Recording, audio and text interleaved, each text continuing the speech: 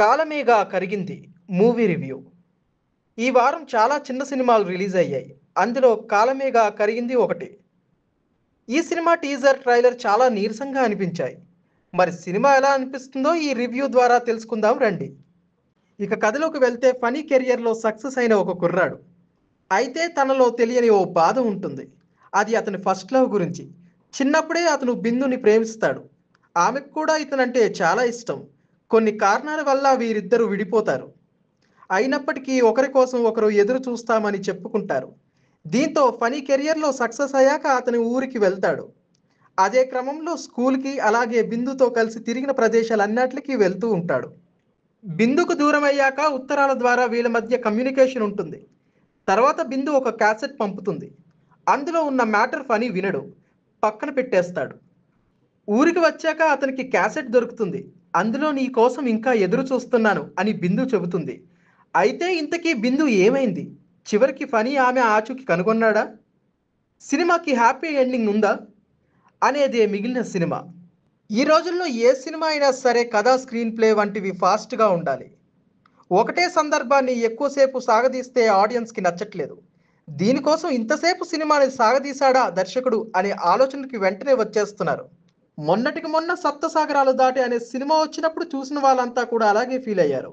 అయినా సరే దర్శకుడు సింగార మోహన్ అలాంటి స్లో నరేషన్ సినిమా తీసి సాహసం చేశాడు. సినిమా గురించి చెప్పాలంటే కవి హృదయం ఉంటే తప్ప ఈ సినిమాని చివరి వరకు చూడటం కష్టమే. తనలోని భావుకత్వం అంతా పోగేసి సంభాషణలు రాసుకున్నాడు. ఒకటి మిస్ అయిన నెక్స్ట్ సీన్ అర్థం కాని రేంజ్లో స్క్రీన్ ప్లే ఉంటుంది. చిన్నప్పటి ప్రేమను, ప్రియురాల్ని వెతుక్కుంటూ హీరో ఊరికి వెళ్ళడం అనే కాన్సెప్ట్తో గతంలో చాలా సినిమాలే వచ్చాయి. సుధీర్ బాబు, కృష్ణమ్మ కలిపింది ఇద్దరిని అనే సినిమా కూడా ఇలాంటి కాన్సెప్ట్తో వచ్చిందే. ఇంకా చాలా ఉన్నాయి ఇలాంటి సినిమాలు. అయితే ఈ సాగతీతని మొత్తం మ్యూజిక్తోనే మేనేజ్ చేయాలని దర్శకుడు భావించాడు.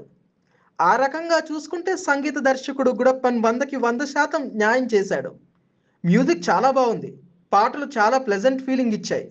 కానీ అది కూడా టార్గెటెడ్ ఆడియన్స్కి మాత్రమే నచ్చుతుంది. వినీత్ సినిమాటోగ్రఫీ బాగానే ఉంది. నిర్మాణ విలువలకు తగ్గట్లుగా అవుట్పుట్ ఇచ్చాడు. ఇక నటీనటుల విషయానికి వస్తే శ్రావణి మజ్జరి, అరవింద్ ముడిగొండ, అశ్వత్ చిలుకూరి, నొమీనా తారే, ఎటు చూసినా ఎక్కువసేపు కనిపించేది వీళ్ళే. వీళ్ళ వరకు సెటిల్గా చేశారు. దర్శకుడి రైటింగ్కి వీళ్ళు న్యాయం చేశారనే చెప్పొచ్చు.